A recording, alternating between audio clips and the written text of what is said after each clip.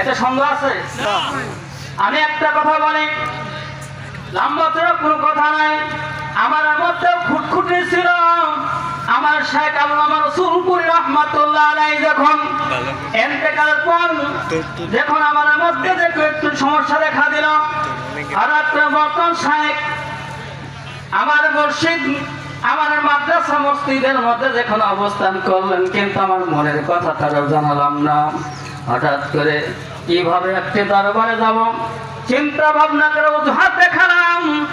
আমি একটা ছাগল কেনার জন্য এক জায়গায় যাব।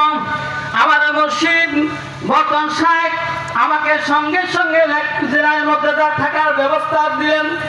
হঠাৎ করে দেখি যাওয়ার পরে কিন্তু মনের অবস্থা এতই খারাপ, কিন্তু যাইতে যাইতে বাজান জায়গা পর্যন্ত যাব। হঠাৎ করে ওই রাত্রে তাহাজ্জুদের নামাজ পড়ে যখন বিছানার মধ্যে ঘুমাই, হঠাৎ করে এমন পর্দায় আল্লামা রসুলপুরি রহমাতুল্লাহ ডাক ডাকায়, রাজবাড়ি থেকে কেন দৌড়াইছো? কার কারণে দৌড়াইছো?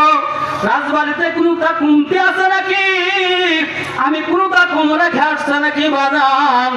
এই স্বপ্ন দেখার সঙ্গে সঙ্গে আর কোনো দিকে নয়, সঙ্গে সঙ্গে যখন বাজান রওনা দিলাম, আমি কি কারণে রওনা হইলাম রাজবাড়ি থেকে, কি কারণে আমি গোপনে অবস্থায় এলাম। ওগো আল্লাহ, তুমি আমার মাফ করবা কিনা? আপন মুর্শিদকে চিনতে পারি নাই। এই জন্য ভাই দোস্ত বুজুর্গ, এই তরিকার সাথে এই জায়গা নিসারিয়া দরবারের সঙ্গে যাদের সংযোগ আছে, যদি তারা এবং তোমরা আলাদা যাইতে চায়, খোদার কসম করে বলি ওই ব্যক্তি জিন্দিগি তো সেই দিকে যাইতে পারবে না।